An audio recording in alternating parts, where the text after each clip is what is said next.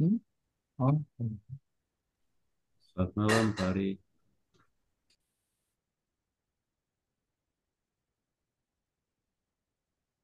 ya, selamat malam Bapak Ibu sekalian.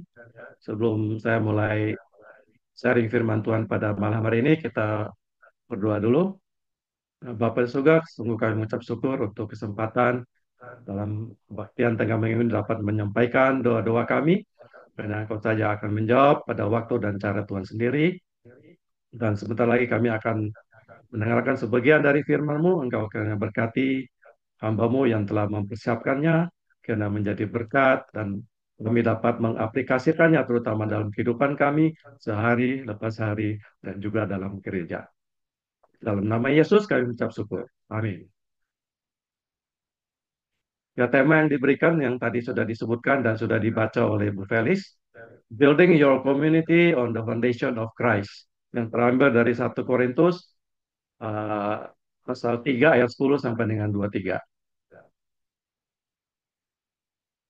Sebagai pengantar, setiap bangunan membutuhkan fondasi yang kokoh, bukan? Kita dapat melihat apa yang terjadi ketika sebuah struktur dibangun di atas fondasi yang lemah atau rapuh. Pada akhirnya akan retak atau runtuh, terutama saat badai atau gempa bumi terjadi. Demikian juga komunitas iman kita, yaitu gereja, harus berdiri di atas satu-satunya fondasi yang tidak akan pernah gagal, yaitu Yesus Kristus. Rasul Paulus menulis kepada jemaat di Korintus mengenai hal ini. Orang-orang percaya di Korintus terpecah belah dan tidak dewasa. Ingkar tentang pemimpin mana yang lebih baik, mereka ikuti rasa cemburu dan persaingan mereka menunjukkan kedewasaan iman yang sangat kurang. Namun, Paulus tentu mengasihi mereka dan mengoreksi mereka. Dalam 1 Korintus 3 ayat 1 sampai dengan 9, Paulus menjelaskan bagaimana jemaat Korintus bertindak seperti bayi-bayi rohani, memilih kubu-kubuan.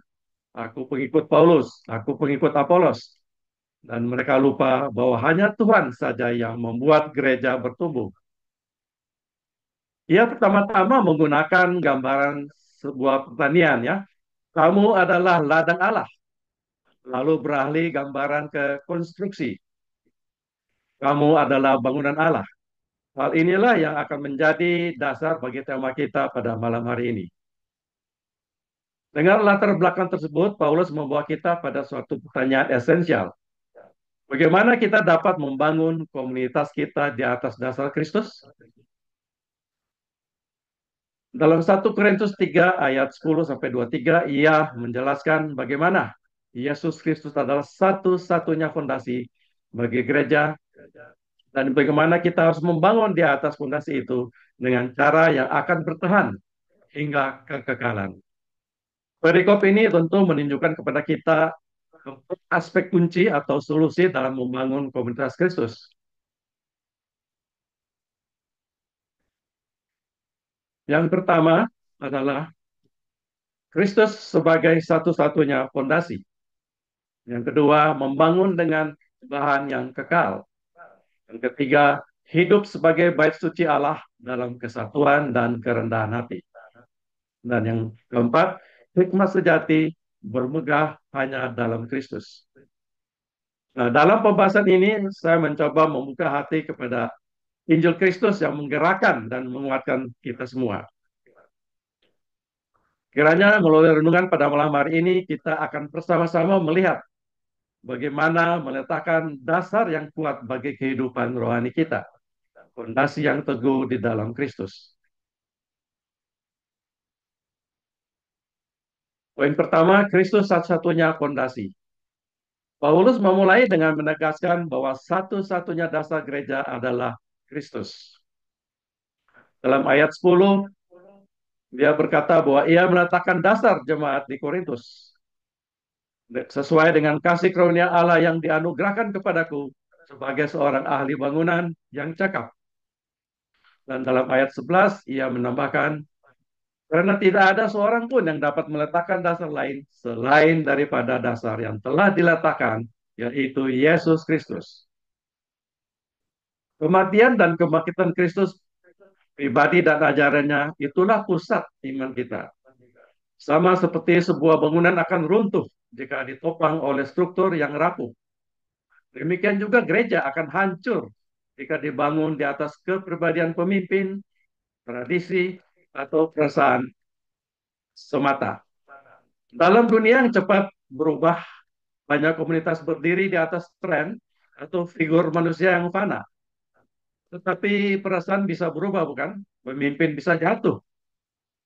Hanya Yesus yang memberi pengampunan untuk masa lalu, kekuatan untuk hari ini, dan pengharapan untuk hari esok. Ia sendiri berkata, di luar aku kamu tidak dapat berbuat apa-apa. Yohanes 15 ayat 5.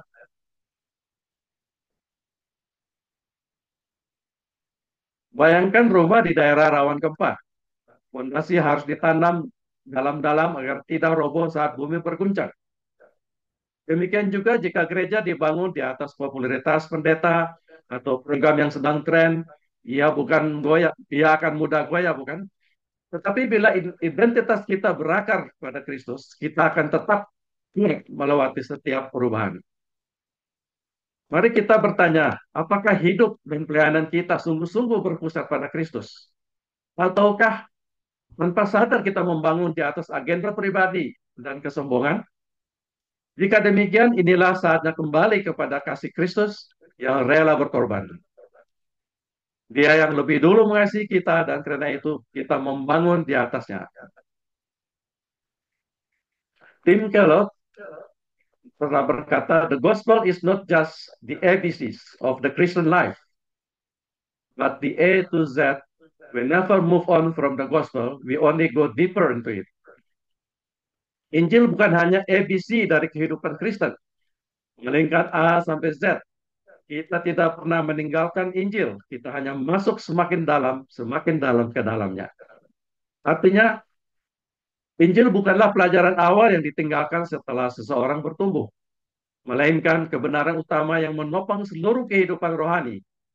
Kedewasaan sejati justru terjadi saat orang percaya semakin dalam menghidupi dan menerapkan Injil dalam setiap aspek hidupnya. Kristus bukan hanya titik awal, tapi juga kekuatan yang menopang setiap hari dan pengharapan kita yang kekal.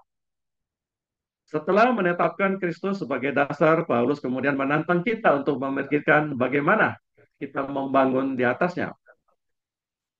Tidak cukup hanya memiliki dasar yang benar, kita juga harus menggunakan material yang tepat atau bahan-bahan yang tepat.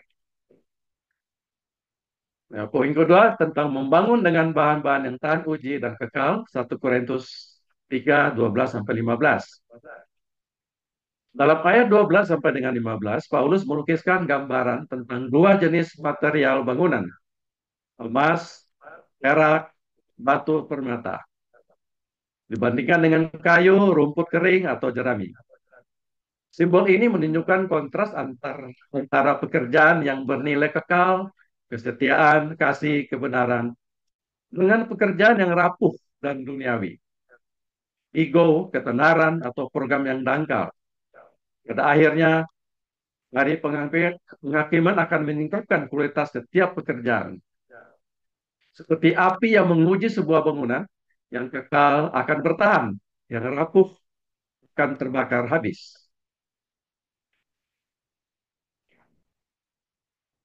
Salah satu bapak gereja, namanya John Chrysostom, pernah berkata, let us not build lifeless things upon the foundation, but works that shine with the light of heaven, faith, hope, and love.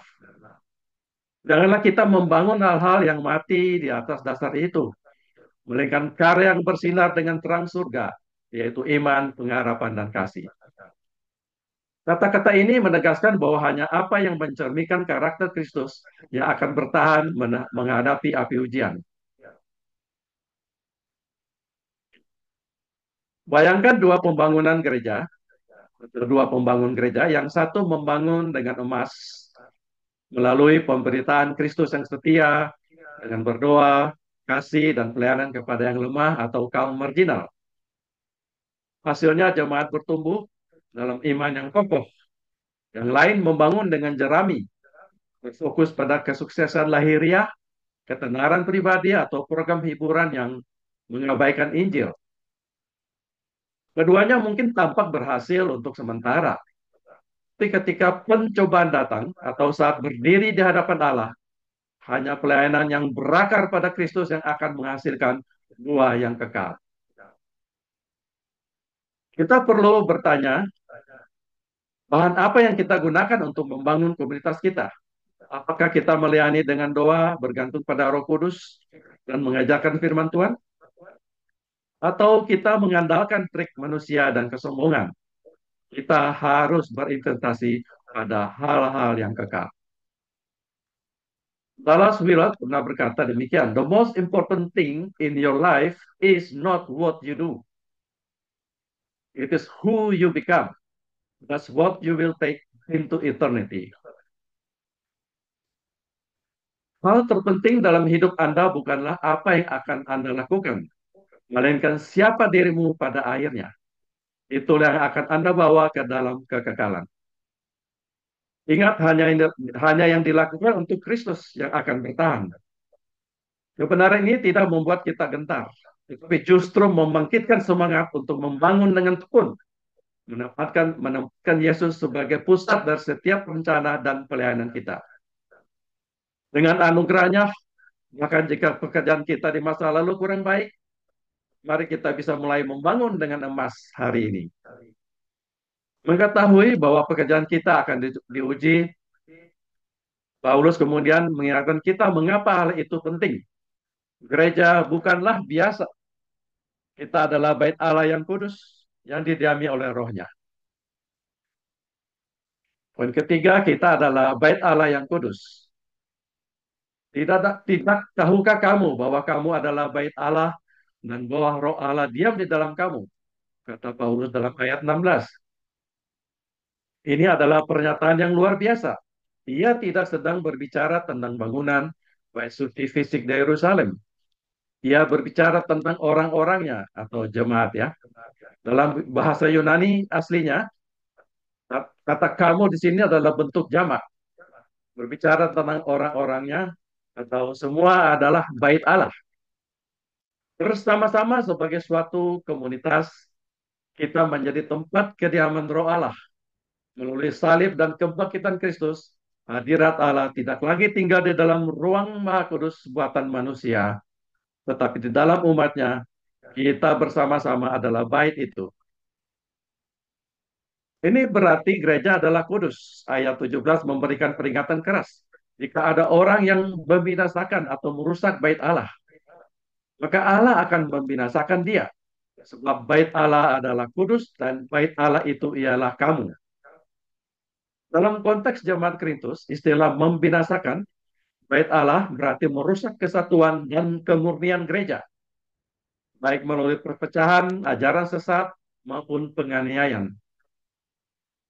Pada intinya, Paulus memperingatkan bahwa siapapun yang memecah belah gereja Kristus sedang mengundang disiplin Allah atas dirinya sendiri. Hal ini menegaskan betapa seriusnya Allah menghargai kesatuan dan kekudusan umatnya. John Calvin pernah berkata, "The church is the society of all the saints, built together in such a way that Christ alone may reign among them." Gereja adalah persekutuan semua orang kudus yang dibangun bersama sedemikian rupa sehingga hanya Kristus yang memerintah di tengah-tengah mereka.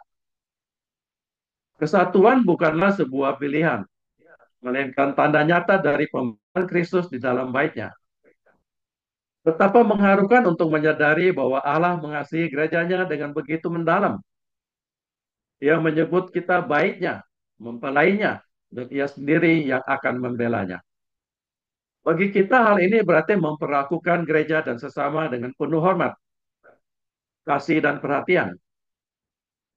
Orang yang duduk di sebelah kita di bangku gereja, saudara seiman di sebuah persekutuan, kaum muda maupun orang tua, semuanya bersama-sama adalah tempat kudus bagi roh Allah. Bayangkan sebuah bangunan gereja tua di sebuah kota misalnya. Mungkin sebuah kapel yang sudah berusia ratusan tahun. Bagaimana kita akan memperlakukannya? Tentu kita tidak akan merusaknya atau membiarkannya hancur. Namun, sesungguhnya umat Tuhanlah yang merupakan gereja yang sejati, jauh lebih berharga daripada bangunan apapun. Ini berarti kita kita bergosip, memfitnah atau membentuk kelompok-kelompok eksklusif, kita sebenarnya sedang merusak bait Allah. Saat kita menyimpan dendam atau menciptakan perpecahan di dalam jemaat, seolah-olah kita sedang menghantam dinding tempat kudus Allah dengan palu godam. Sebaliknya, setiap tindakan kasih, pengampunan, dan upaya menjaga persatuan ada seperti membersihkan dan memperindah bait Allah, membuatnya semakin layak menjadi tempat kediaman Roh Kudus. Mari kita terapkan secara pribadi, Bapak Ibu sekalian, apakah saya sedang berkontribusi pada kesatuan gereja atau justru pada perpecahan? Apakah kata-kata saya membangun atau meruntuhkan? Paulus menegaskan, kita dipanggil untuk berusaha memelihara kesatuan roh oleh ikatan damai sejahtera. Yesus 4 ayat 3. Melalui Injil, Yesus telah menjadikan kita satu dan menyucikan kita untuk menjadi umatnya yang kudus. Karena itu, mari kita memperlakukan satu dengan yang lain sebagai bejana suci hadirat Allah. Secara praktis, ini bisa berarti menahan diri dari gosip, memilih untuk mengampuni orang yang telah menyakiti kita. Itu kita dapat menjangkau mereka yang berbeda untuk menunjukkan kepedulian kita. Setiap tindakan kasih adalah seperti meletakkan satu bata emas di dinding bait suci. Bersama-sama kita sedang membangun tempat di mana kemuliaan Allah menunjukkan kepedulian. N.T. Wright pernah berkata, the church exists not for itself, but for the world. It is to be the place where God's love is made visible. Gereja ada bukan untuk dirinya sendiri, tetapi untuk dunia. Gereja harus menjadi tempat di mana kasih Allah dibuat terlihat. Ketika kita hidup dalam kesatuan dan kekudusan, kita menjadi kesaksian hidup akan hadirat Allah bagi dunia yang sedang mengamati. Di akhir perikop ini, ayat 18 sampai dengan 23, Paulus memperluas pandangannya. Ia mendesak kita untuk menolak kesombongan duniawi dan merangkul hikmat Allah. Dengan demikian, ia membawa kita kembali pada tema utama kita. Jika Kristus adalah fondasi kita, maka kita hanya boleh bermegah dalam Kristus, bukan pada pemimpin manusia, bukan pada hikmat kita sendiri. Yang poin terakhir kita akan bersama-sama, hikmat sejati bermegah hanya dalam Kristus. Paulus menutup bagian ini dengan menegur jemaat Korintus yang terjebak dalam kebanggaan terhadap pemimpin manusia dan hikmat duniawi. Ia berkata, jika ada di antara kamu yang menyangka dirinya berhikmat menurut dunia ini, biarlah ia menjadi bodoh supaya ia berhikmat. Sebab hikmat dunia ini adalah kebodohan bagi Allah. Ayat 19 sampai dengan ayat 18 sampai dengan 19. Hikmat sejati bukanlah kesombongan, perbuatan kuasa atau kepintaran manusia, melainkan kerendahan hati di hadapan Allah dan kesetiaan kepada Kristus yang disalibkan. Karena itu Paulus menegaskan, janganlah ada orang yang memegahkan dirinya atas manusia. Ayat 21. Jemaat Korintus berkata, aku pengikut Paulus atau aku pengikut Apolos, seolah-olah identitas mereka ditentukan oleh kelompok atau pemimpin tertentu. Paulus membongkar kesombongan ini dengan pernyataan mengejutkan. Segala sesuatu adalah segala sesuatu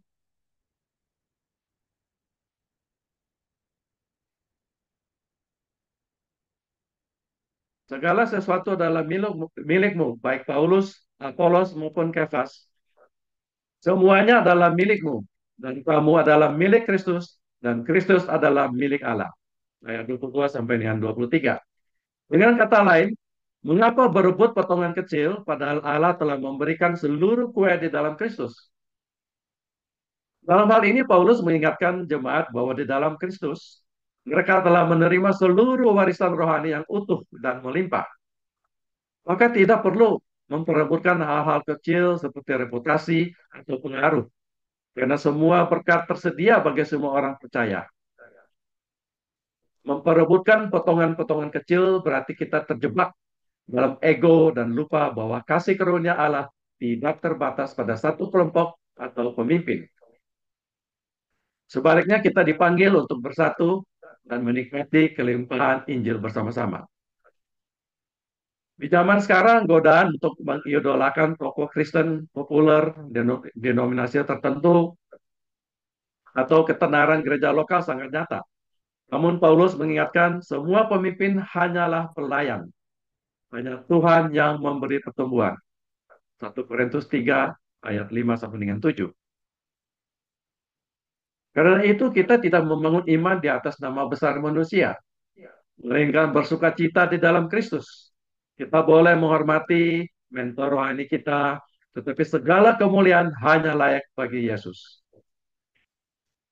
Kebenaran ini tentu membebaskan kita. Kita tidak kekurangan apapun di dalam Kristus. Identitas kita aman sebagai miliknya. Sehingga tidak ada bagi iri hati, kesombongan, atau persaingan. Sebaliknya, kita dipanggil untuk bersatu, saling melengkapi, dan merayakan karunia satu sama lain. Mari kita selalu mengingat akan firman ini. Kamu adalah milik Kristus, dan Kristus adalah milik Allah. Inilah dasar komunitas kita, inilah sumber harapan kita. Simpulannya, di akhir renungan ini mari kita ingat, Kristus adalah fondasi yang sudah diletakkan bagi kita. Hidup kita adalah kesempatan untuk membangun sesuatu yang indah bagi kemuliaannya. Dengan kasih kebenaran dan iman yang tahan uji, kita adalah bait Roh Kudus, dipanggil untuk hidup dalam kesatuan dan kekudusan, dan hanya boleh bermegah di dalam Kristus. Bayangkan dampak sebuah gereja yang sungguh berpusat pada Kristus, kasih yang nyata, kesatuan yang tulus, dan kesaksian yang membuat dunia berkata, sungguh Allah ada di tempat ini. Karena itu mari kita semua bertanya, apakah kita sedang membangun dengan bahan yang kekal? Ataukah dengan jerami yang rapuh? Kabar baiknya, Kristus menyediakan anugerah untuk membangun kembali setiap bagian dengan firman di tangan dan kesetiaan dalam tindakan. Kita dipanggil untuk bangkit dan membangun bersama. Dan pada hari terakhir itu kita akan mendengar suaranya berkata, well done, my good and faithful servants. Baik sekali perbuatanmu, hambaku yang baik dan setia. Dengan anugerahnya, mari kita bangun demi nama kita, demi kemuliaan Kristus yang kekal saja. Amin. Sebelum saya sharing tentang link yang sedikit, mohon kesediaan Guru Injil Mima untuk mengucap syukur atas firman Tuhan yang telah disampaikan. Mari kita berdoa. Tuhan, biarlah kami dapat menjadi jemaat yang mau saling membangun satu dengan yang lainnya, dan biarlah kami juga mau membangunnya dengan penuh kasih. Kami tidak mudah sakit hati ketika kami diingatkan, tetapi kami mau menerima setiap masukan-masukan yang ada dan mau bertumbuh bersama di dalam gereja ini, GSRI Kebayoran Baru. Tuhan, biarlah persekutuan apapun yang kami ikuti, ini dapat menjadi sarana kami semakin mengenal Engkau, semakin mengenal perbedaan di antara kami, dan kami mau saling melengkapi di dalam perbedaan tersebut. Dan biarlah Engkau tolong setiap kami ya Bapa untuk berhikmat dalam berkata-kata, berhikmat dalam bersikap, berhikmat dalam meresponi segala hal yang terjadi, supaya kami tidak menjadi batu sandungan satu dengan yang lainnya, tetapi kami mau bergandeng tangan, maju bersama, dan bertumbuh bersama di dalam Engkau. Terima kasih juga untuk Pak Hari yang sudah menyampaikan kebenaran firman-Mu. Biarlah Engkau terus jamah dan pakai hamba-Mu dimanapun hamba-Mu berada, dan berkati setiap apapun yang dilakukan. Biarlah nama-Mu saja yang dimuliakan. Hanya di Amin. dalam nama Tuhan Yesus kami sudah berdoa. Amin. Terima kasih, Yami. Jemaat yang dikasihi Tuhan, sebetulnya saya giliran membawa firman Tuhan ini di tanggal 2 Oktober, tapi karena waktu itu saya sangat stressful ya, banyak yang harus dikerjakan dalam rangka Pinang Raya ke-18, maka saya minta tolong Pak Robert untuk tukar dengan Pak Robert. Eh, tapi janji saya untuk sharing akan saya sampaikan sedikit saja mengenai eh, beberapa kunjungan yang kami lakukan dan juga sidang raya selama tanggal 18 sampai dengan 22, hanya beberapa bagian saja. Saya sangat terkesan waktu mengunjungi Bread of Life Church di Taipei. Tahun lalu dengan Pak Sugeng saya menghadiri ulang tahun mereka yang ke-70 dan mengikuti beberapa hari seminar. Jadi kami berada di sana selama 5 hari. Dan saya sangat sangat kesan mereka mengakui adanya Timothy Cacokwang ya sebagai pendiri gereja di Taipei dan memberikan succession of leader ya. Setelah Cacokwang ada dua hamba Tuhan yang lain yang meneruskan. Kemudian ada Nathanael Cho, ini adalah pendeta Nathanael Cho. Kemudian diteruskan oleh pendeta U Yong Liang. Saat ini beliau sudah rehabilitasi karena terkena sakit kanker. Dan beberapa tahun lalu digantikan oleh namanya pendeta Jonathan Cho. Masih muda sekali, mungkin umur sekitar 45 tahun. Jonathan Cho ini adalah anak daripada uh, Nathanael Cho. Yang berkesan bagi saya adalah selama 70 tahun itu mereka telah berhasil mendirikan atau church planting sebanyak 823 gereja. Di Taiwan ada 221 gereja, di Amerika 76, di Asia ada 352, kemudian di Oceania ada 21 gereja dan 9 di Eropa, dan terakhir Afrika 144. Sungguh luar biasa perkembangan gereja mereka. Nah, kalau kita membuat succession planning yang di Kebaran Baru ya, gembala sidang beberapa periode yang telah berlalu, kita mulai dengan mungkin pendeta Timothy Cangkokang sebagai pendiri dan uh, penemu daripada Gereja Sentapan Rohani dan juga pendiri dari Lingliang Worldwide Evangelical Mission. Kemudian ada pendeta Cho Chube. Kalau tidak ada mereka berdua, mungkin tidak ada Geser Taman Sari, tidak ada Kebaran Baru. Kita tidak boleh merupakan sejarah itu ya. Kemudian ada Boksu Lokananta. Ini saya dapat fotonya dari Bolois. Saya sendiri, mohon maaf Bolois, belum pernah lihat fotonya dan ini dapat dari Bolois. Fotonya pada hari Minggu yang lalu. Uh, Sayang sekali beliau dipanggil Tuhan pada usia yang masih muda, umur 40 tahun ya. Kemudian gembala sidang yang berikutnya adalah Boksu Mastra tentu. Kemudian ada pendeta Robert, Boksu Robert, diteruskan oleh Pak Boy dan saat ini dipegang oleh Pak Robert kembali. Saya melukiskan bagian ini supaya mungkin anak-anak remaja kita perlu tahu siapa pendiri kita, siapa eh, gembala sidang kita periode-periode sebelumnya, yang terutama yang sudah sekian lama, yang sudah almarhum, misalnya Boksul Kananta ya. Ini ada sedikit picture, foto waktu makan malam bersama di restoran Arum. Dan di yang ini yang belum pernah ketemu pendeta Danilo, ini adalah pendeta Danilo bersama saya di foto di depan Grand Indonesia atau Plaza Indonesia ya. Selesai khotbah di Kebayoran Baru, makan siang, kemudian kami mengajak dia dengan beberapa rekan hamba Tuhan naik MRT dari Blok M Plaza ke Plaza Indonesia.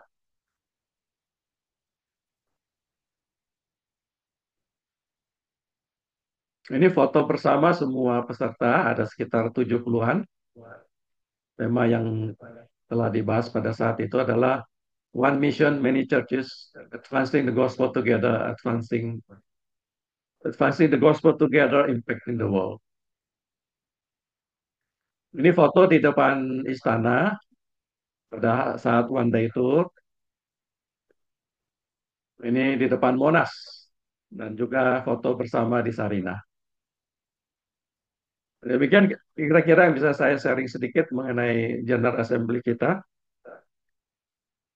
Kita kembalikan kepada Pak Robert, tapi dari sekarang kita harus nabung ya. Pendeta Danilo sudah beritahu kepada saya tanggal 11 sampai dengan 18 September 2028 dia sudah berencana untuk mengadakan General Assembly atau sidang raya ke-19. Mungkin dari sekarang 3 tahun ke depan kita sama-sama nabung ya untuk bisa ke sana. Nggak harus penatua yang ke sana, bisa juga jemaat sebagai observer. Demikian, terima kasih atas perhatiannya. Saya kembalikan kepada Pak Robert.